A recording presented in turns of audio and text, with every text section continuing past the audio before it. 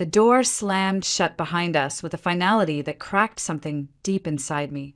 I stood frozen on the front porch, holding Noah tight against my coat, his small arms wrapped around my waist, his voice trembling. "Mommy, I'm cold."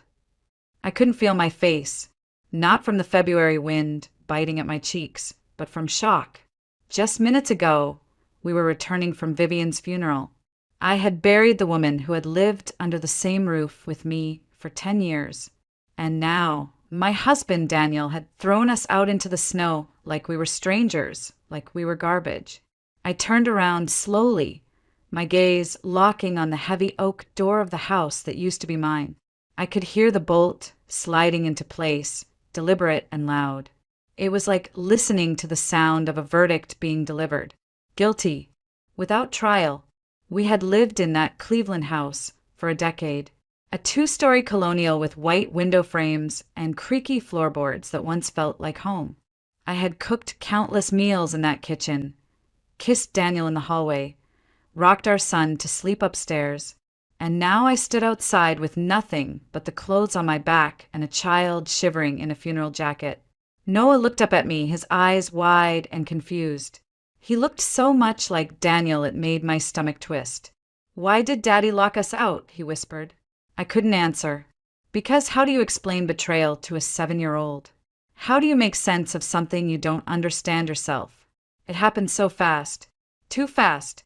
One moment we were at the cemetery, Daniel holding my hand so tightly during the eulogy that it hurt. The next, we were home and his grief twisted into rage. He screamed things I'd never imagined he'd think, let alone say. "You killed her," he shouted. "With your selfishness, your coldness. She saw right through you, Elise. And I was blind." Then he yanked my coat off the rack, shoved it into my arms, and grabbed Noah by the wrist. I begged, not in front of our son, not like this. But he didn't hear me, or didn't care. "Get out," he spat. "You'll get your things later. I don't want to see you again." Now here we were, in 15-degree weather, no money in my pocket, no working phone. Because of course I hadn't thought to charge it. All I'd done this morning was try to be a good daughter-in-law, a respectful wife, a steady mother. I held my son tighter, trying to shield him from the wind that whipped around us like punishment. My lips were going numb, and my fingers barely moved. "We'll figure this out," I whispered into Noah's hair. "Mommy's got you. We'll figure this out." I reached into my coat pocket for habit, searching for my phone, and instead my hand brushed against something cold. Metal. I pulled it out and stared. A key. Not from our front door. Not from any drawer or cabinet I knew. It had an ornate head, old-fashioned, like something out of a Victorian jewelry box. I blinked. Where had this come from? I hadn't seen it before. I hadn't put it there. My mind scrambled for answers, but came up with nothing. Not now. Not here. I shoved it back into my pocket and focused on Noah's chapped face. We had to move. Standing here would only freeze us. "Do you remember Aunt Monica?" I asked him gently. "She has that fat orange cat, remember?" Noah nodded slowly. "Barley." "Barley," I said with a smile that barely lifted my frozen lips. "We're going to her place. It's far, but we can take the bus." Monica was my best friend in college. We had drifted mostly because Vivian never approved of her. She wasn't refined enough. I'd never cared. But over time, her disapproval worked like erosion, slowly grinding me down until I stopped calling Monica, except on birthdays. Still, I hoped she'd understand. She had to. Noah nodded again, still stunned. I reached into my other pocket, pulled out a few crumpled bills, a handful of singles, and one $5 note. "Bus fare. Maybe." "Come on, baby," I said. "Let's find the stop." We walked down the icy sidewalk of the neighborhood I used to call my own. The houses were silent, the street empty. Most people were at work or inside, avoiding the cold. Our boots crunched over salt-stained snow, and I kept glancing back at our house, but the windows stayed dark. No one came out. 15 minutes later, we found the shelter of a bus stop a glass-walled booth with a peeling RTA schedule. A woman already sat inside, bundled in layers, peering at us like we didn't belong. Maybe we didn't. Noah sat next to me, trembling. I pulled him into my arms, wrapped my scarf around both our faces. "The bus will come soon," I told him. "Monica will make tea. And she always has cookies. Remember?" He nodded. Then, after a pause, "Do we still live at home?" I didn't know what to say. Not because I didn't want to lie, but because I didn't know the truth anymore. I stroked his hair and murmured, "For now, we just need to stay warm." As the bus pulled up, creaking and groaning in protest of the cold, I felt the weight of the key pressing into my side again. Strange, unfamiliar, but heavy, like it meant something I wasn't ready to face. The bus rattled and groaned as it pulled away from the stop, its heater barely keeping the icy draft at bay. Noah curled up beside me on the cracked vinyl seat, his breath fogging the window. Outside, the snow-covered streets of Cleveland slid by. Old brick buildings, telephone poles tangled in icicles, empty sidewalks. I kept one arm wrapped around him, trying to lend him whatever warmth I had left. My other hand rested inside my coat pocket, fingers curled around the strange key. It had warmed against my skin, but the unease it stirred hadn't faded. It felt wrong somehow, like something out of place or out of time. Noah was quiet for most of the ride. Too quiet. His little face, usually bright with curiosity, was slack with exhaustion. I could tell he was trying to stay brave, not to cry, not to ask too many questions. But I knew what he was thinking. Why had Daddy yelled? Why had he locked the door? Why were we on a bus to somewhere that wasn't home?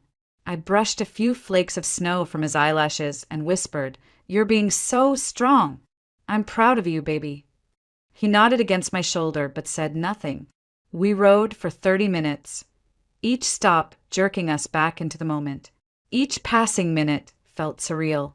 I kept replaying the morning in my mind like a broken film reel. 1 minute, I was helping Noah button his funeral coat.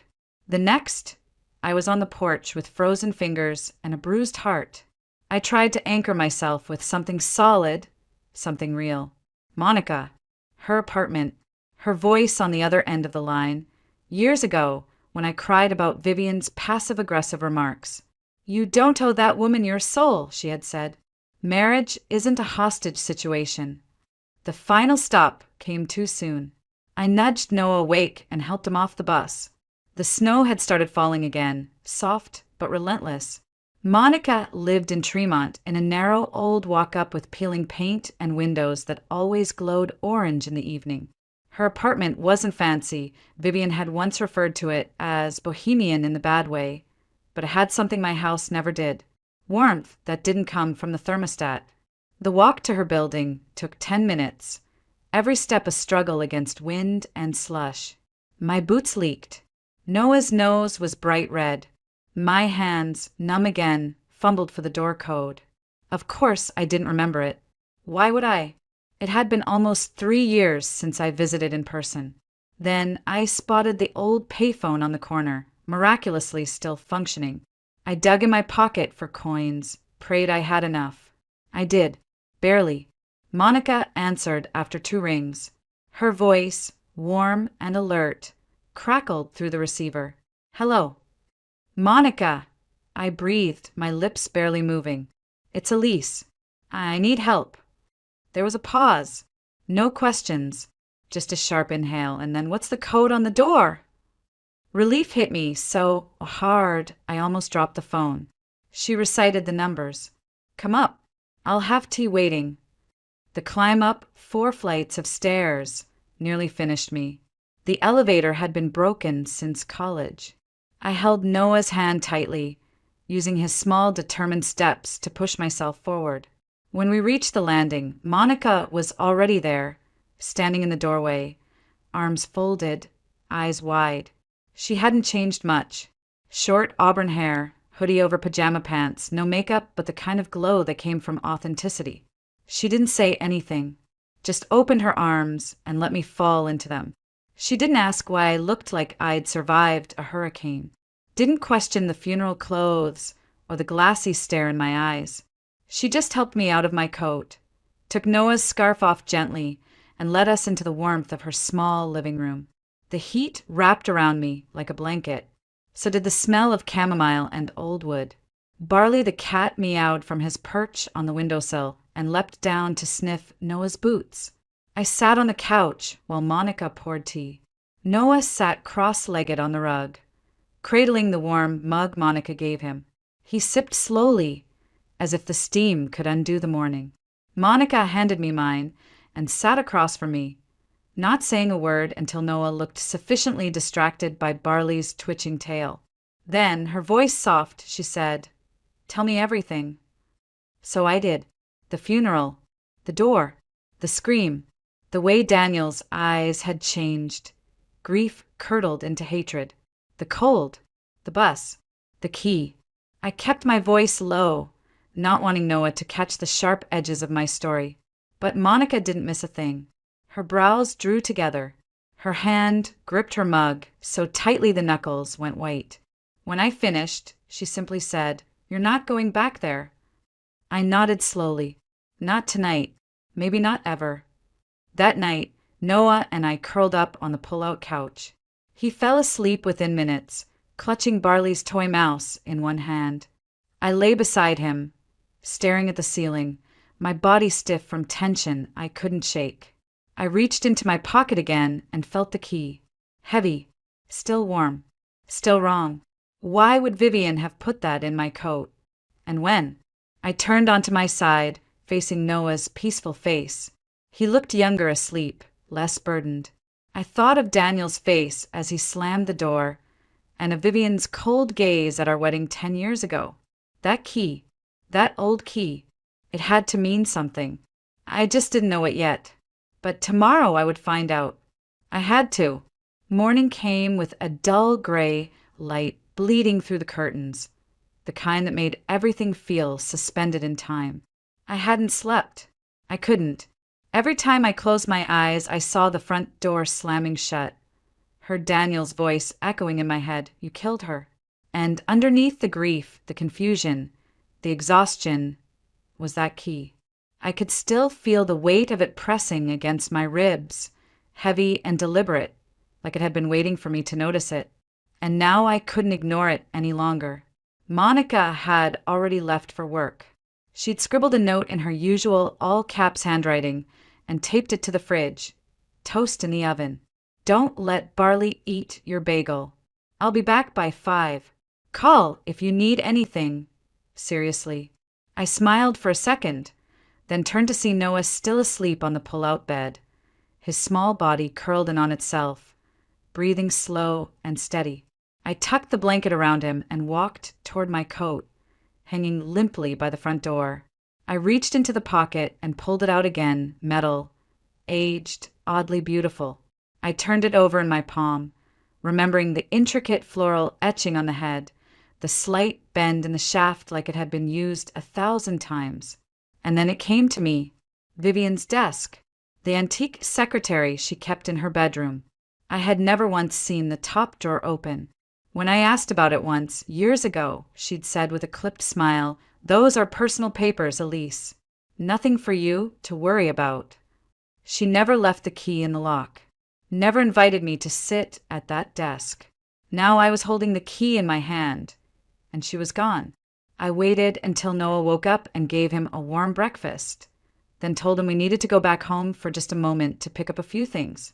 "Daddy won't be there," I said gently, watching his face for signs of fear or hope. He just nodded, chewing slowly. I packed a small bag, checked the time, almost 11 a.m., and prayed Daniel would still be at work. My hands trembled slightly as I reached for the spare set of house keys I hadn't had the chance to return. The bus ride back was quiet. Noah stared out the window, saying nothing. I don't know what he was thinking, but I could feel the shift in his little body, a stiffness, a watchfulness, like he was bracing for something. As the bus neared our street, my chest tightened. I clutched my coat tighter around me. I told myself we'd be in and out. 5 minutes. Grab essentials. Leave. The house stood there, unchanged and yet no longer ours.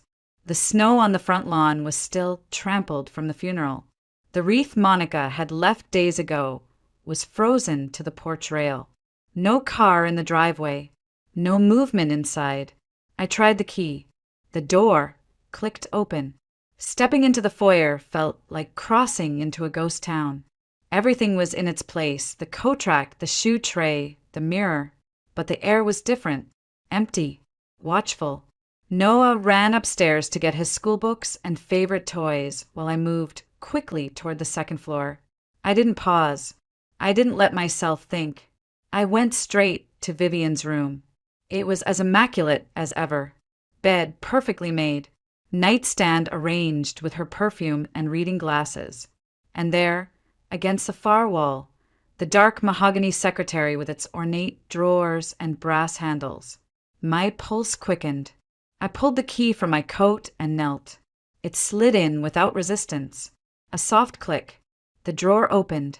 Inside, neatly arranged in a stack, were envelopes, papers, and a single cream-colored letter addressed in Vivian's sharp, old-fashioned script to Elise.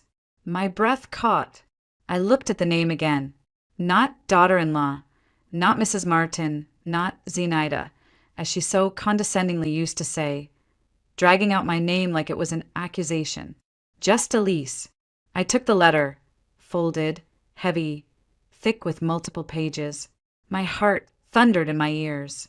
I didn't open it. Not yet. Not there. I stuffed it into my coat pocket, just as I heard footsteps on the stairs. Noah. Mom? Are we done?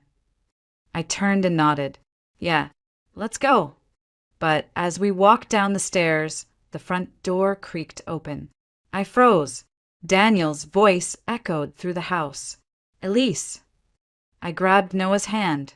My mind raced. The back door. Through the kitchen. Come on, I whispered, tugging him with me. He hesitated. But Daddy later, sweetheart. Now. We made it to the back steps, just as Daniel appeared in the hallway. He didn't shout. He didn't chase. He just stood there, eyes narrowed, voice low. I told you not to come back. I didn't answer. I pushed the door open and stepped into the snow, not looking back. I didn't have the strength. We ran all the way to the bus stop, hearts pounding, breath fogging in the cold. When we finally sat down on the rattling bench, Noah clutched his backpack and asked quietly, why was Daddy mad again? I swallowed hard, because he's confused right now, and sad, but we're safe. That's what matters. My fingers brushed against the folded letter in my pocket. Its weight was different from the key. This wasn't just metal or memory. This was truth. Maybe ugly, maybe cruel, but truth. And once I read it, nothing would ever be the same. I just didn't know if I was ready. That night, after Noah had fallen asleep, curled beside me on Monica's pull-out couch, I sat alone in the kitchen with only the fridge's quiet hum for company. The envelope lay on the table in front of me like a wound that hadn't been touched. I stared at it for what felt like hours. My tea had gone cold. My spine ached from exhaustion, but my fingers wouldn't move to open it. Because what if the letter only confirmed the worst? That Vivian had spent years orchestrating my erasure? That my marriage had never been mine to keep? That love hadn't been enough? The silence was broken by a vibration. My phone lit up. A new message from Daniel. Just 5 words. Don't come back. I'm filing. Then another one, almost immediately. You used us for money. Mom knew it. I should have listened. I blinked. Not from tears. Those had dried up days ago, but from disbelief. Used us for money? For 10 years, I had raised our son, taken care of that house, swallowed every insult his mother served in lace and lipstick. And now, after throwing me into the cold, he wanted to claim I was a gold digger? Something snapped. I grabbed the letter, my breath catching as I tore the seal. Inside were several pages of mismatched paper, lined notebook sheets, printer scraps, one written on the back of a grocery list. It was messy, raw, like it had been written in pieces. I read the first line and felt my skin prickle. If you're reading this, Elise, then I've already passed. And it means you found the key I left in your coat pocket. My hands trembled. I know my heart is failing. I felt it for months, tightness in my chest, breath growing short. But there are things I need to say before I go. Things I was too proud to say out loud while I lived. I inhaled sharply. I never liked you. It wasn't written cruelly, just plainly. A fact. From the moment Daniel brought you home, I saw you as a threat. You were young, smart, warm. You loved him with a depth I couldn't give. And he loved you. He lit up when you entered a room. I saw him slipping away from me. So I did what I'd always done to protect what was mine. I controlled, manipulated, whispered things he shouldn't have heard. I made him doubt you, piece by piece. My eyes blurred. I wiped them quickly and kept reading. It started small. She didn't season the soup. She doesn't tuck Noah in right. She's always spending. But I knew what I was doing. I watched his expressions change. I saw suspicion bloom where there had been love. I planted it. I watered it. And I smiled while doing it. I didn't want to hate you, but I hated what you represented. A life I couldn't be part of. A love I'd lost. I dropped the paper, breath catching like it was too big to take in. 10 years. 10 years of confusion, of wondering why Daniel would turn so cold for no reason, why he'd look at me sometimes like I was a stranger. And now I knew. It hadn't come from nowhere. It had come from her. The next page was different, rushed handwriting, ink smudged. I don't know if I'll give this to you while I'm alive. Maybe I'm too much of a coward. Maybe I'll hide it. But if you find it, know this. I don't ask for your forgiveness. I don't deserve it. I just need you to understand. Daniel didn't fall out of love with you. He was led away, step by step, by me. I pressed the pages against my chest, gasping silently. Grief wasn't what I felt. It was fury. Righteous, white-hot fury. Vivian had weaponized love, had poisoned her own son's view of me with precision. And now she was gone, and I was left with the rubble. And then, folded between the last 2 pages, was something new, a name. Lillian Hughes. She knows everything. She was my friend, and the only one who tried to stop me. She lives at 412 Maple Avenue. I stared at the address. Lillian, the woman who used to come by for tea, whose sharp eyes always lingered on me with something I now recognized as pity. She had known. Maybe she still did.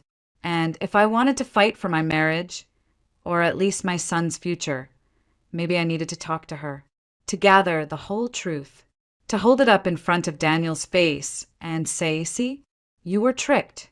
You let yourself be tricked. But even as I thought it, I felt the fatigue wrap tighter around my ribs. Did I really want to win him back? Or did I just want him to hurt the way I had? I didn't know. Not yet. What I did know was that Noah needed protection. From the legal threats. From being torn in half between parents. From the legacy of a woman who couldn't bear to be replaced. I folded the letter back into the envelope. It felt heavier now, as if it carried more than ink. I looked across the room at my sleeping son and whispered to no one, I won't let you lose him, too. Not to your father. Not to your grandmother. Not even to me. The call came the next morning, just as I was braiding Noah's hair to distract him from asking more questions. It was a number I didn't recognize. I almost didn't answer, but something in me, some motherly instinct, some gut warning honed by too many sleepless nights, made me pick it up. Is this Elise Martin? The woman asked, her voice sharp with urgency. I'm a nurse at Cleveland Heights Children's Clinic. Your son Noah was brought in by a school aide. High fever, possible pneumonia. We need you to come as soon as possible. I froze. Noah was standing right there in front of me. I blinked. No, not Noah, my Noah. Healthy. Safe. Confused. Then I realized they meant yesterday's visit. The school must have tried calling me, didn't get through, and took him straight to the clinic. And because I wasn't listed as the primary guardian anymore, Not officially, not since Daniel filed the petition. They had called him. My stomach dropped. I was Noah's mother. But on paper, I wasn't enough. I gathered our things quickly, told Monica what happened, and called for a rideshare. The clinic was only 15 minutes away, but each minute dragged like wet concrete. The letter from Vivian burned in my purse. I hadn't shown it to Daniel. Not yet. I didn't know if I ever would. But now I needed him. Or more accurately, Noah did. And I couldn't let my anger, my pride, or even my grief stand in the way of that. When I arrived, I found Noah lying in an observation room, pale and sweating, but awake. His eyes lit up when he saw me. "Mom," he croaked, trying to sit up. I rushed to him, pulling him into my arms. He was warm. Too warm. The nurse came in with a clipboard and a professional smile, already briefing me on his vitals. I tried to focus, to nod in the right places, but my eyes kept drifting to the door, half expecting Daniel to burst in and demand to know what I was doing there. He didn't come. Instead, a nurse informed me calmly that Mr. Martin had already approved transport to the hospital and signed preliminary consent forms. He'd be arriving shortly. Of course he would. 15 minutes later, Daniel stepped into the room, all sharp angles and pressed sleeves, carrying a folder of documents and the expression of someone who'd had years of practice keeping his emotions in a chokehold. He glanced at me only once, then walked to the foot of the bed and gently touched Noah's ankle. "Hey, buddy," he said, voice lower than usual. "You gave us a scare." Noah smiled faintly. "Mom's here, too." Daniel didn't respond to that. We spent the next hour in the same room, orbiting our son, but never acknowledging each other. The doctors came in, ran tests, discussed admitting him overnight. Daniel nodded, took notes, asked questions. I just held Noah's hand. I didn't have the strength to be impressive. I only had the strength to be his mother. Eventually, we were left alone. Daniel stood near the window, looking out at the slushy parking lot. I stood behind him, the letter a weight in my purse, words blistering inside me. Do it now, I told myself. Show him. End this. But when he turned around, I didn't move. He looked exhausted, not just from Noah's condition, but from everything. His eyes, once so soft, were hollow. Not cruel, not angry, just lost. "You can stay tonight," he said abruptly. "I'll talk to the nurses. It's better if he sees you when he wakes up." I blinked. "You're okay with that?" "It's not about me," he muttered. "It's about him." He was right. It was about Noah. That night, in the harsh blue light of the hospital corridor, I watched Daniel fall asleep in a plastic chair beside Noah's bed. His arms were folded, chin tucked into his chest, like a man who'd run out of ways to hold himself together. I sat on the opposite side, the chair biting into my spine, my fingers still gripping the envelope in my lap. I could hand it to him. I could make him read every ugly word. But I didn't, because in that moment I realized something terrifying.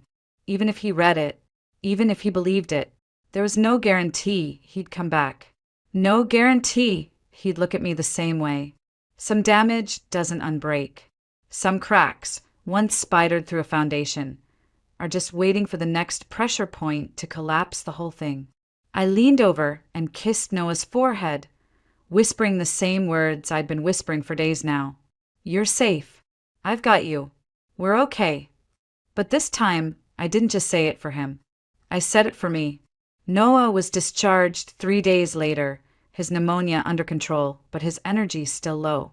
Daniel and I took turns staying at the hospital, passing each other like ghosts in the hallway. Polite, functional, mechanical. He didn't bring up the past, and I didn't press. Our only shared priority was Noah. When he finally returned to Monica's apartment with me, quieter than usual but eager to be in his own pajamas again, I felt something shift. Not in him. In me. That night, once he was asleep, I returned to the letter. I hadn't touched it since the hospital. But now, in the stillness of Monica's kitchen, I opened the final pages. The handwriting was different, shaky, blurred, blotched with ink and emotion. Vivian must have written this in her last hours. The paper smelled faintly of perfume and bitterness. I'm writing this because I don't know how much time I have left, it began. Elise, if you're still reading, it means you haven't torn this up. That means something. Maybe that you're stronger than I gave you credit for. Maybe that you deserve to know all of it. I sat down slowly. I lied to Daniel, she wrote. I lied so many times I stopped counting. I told him you were using him, that you were selfish, that you resented me. I told him you flirted with his coworkers, that you talked behind his back, that you were never truly committed to this family. None of it was true. You know that. I know that. But he didn't, because he loved me, and I used that love like a weapon. I couldn't breathe. He defended you at first, said I was imagining things, but I didn't stop. I kept pressing, softly, patiently, planting doubt like seeds. And Daniel, my boy, he wanted peace. He didn't want to choose. So he started pulling away from you, hoping to quiet the noise between us. But it never stopped, because I never let it. The next lines were a confession of sorts. She spoke of her loneliness after her husband's death, her fear of being discarded, of being replaced by a younger woman who smiled too easily and didn't ask for permission to love. You weren't the villain, she wrote, but I needed you to be. Because if Daniel loved you the way he used to love me, then where did that leave me? I read those words over and over again. Where did that leave me? They echoed like a bell in a hollow room. And then at the bottom of the final page, scrawled in handwriting barely legible, he still loves you, Elise. He always has. I just made him forget how to show it. If you want to walk away, I understand. If you want to stay, give him this letter. Let him remember. I stared at that line for a long time. Give him this letter. Let him remember. But could I? Would he believe it? Or would he call it forged, manipulated, a last-ditch effort to save a broken marriage he no longer wanted? The next morning, I called Lillian Hughes. She answered on the second ring. Elise, she said, not surprised. I was wondering when you'd call. I met her in a quiet corner cafe off Maple Avenue. She was dressed in navy wool, her white hair pulled back in a no-nonsense bun. She looked exactly as I remembered, sharp-eyed, calm, impossible to read. I read the letter, I said after we sat down. Vivian named you. Lillian nodded. I knew she might. She wrote it in pieces. Read me parts now and then. She was unraveling at the end, finally realizing what she'd done. Why didn't you stop her? I tried, she said, for years. But Vivian wasn't someone you changed. She had to reach her own conclusions. Unfortunately, she reached them too late. I stared into my coffee, unsure what I expected. A magic solution? A script? She destroyed us, I said softly. Daniel and me. Noah's sense of safety. My identity. She was scared, Lillian replied. Scared of being irrelevant. Of dying alone. She made me alone, I snapped. She made him choose. Lillian tilted her head. And what if he didn't? I blinked. What?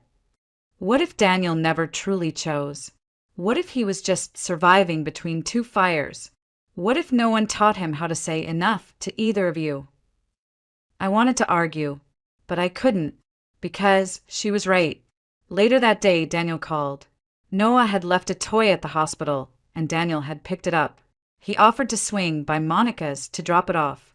I agreed. When he arrived, he barely looked at me, just handed the plastic dinosaur to Noah and stood in the doorway like he was trying to decide whether to speak or vanish. I found the letter, I said, voice steady. He looked up. What letter? From your mother. She left it in the secretary desk. She admitted everything. His face didn't change, but something in his posture did. She said, you still love me, I added. A long pause. Then, I don't know what I feel right now. I can't undo what I've done. I'm not asking you to. Silence stretched between us. You can read it, I said, holding out the envelope. Or not. But I needed you to know the truth wasn't what she told you. He didn't take the letter, but he didn't walk away either. We stood there, two broken people with a child between us, both guilty in different ways, both aching in the same. For now, that was enough. I closed the door slowly behind him and turned to find Noah sitting cross-legged on the floor, playing with his dinosaur. "Is Daddy coming back?" he asked. I sat beside him. "I don't know, sweetheart," I whispered. "But we are," I added. "We're coming back to ourselves." And that's something his grandmother could never destroy.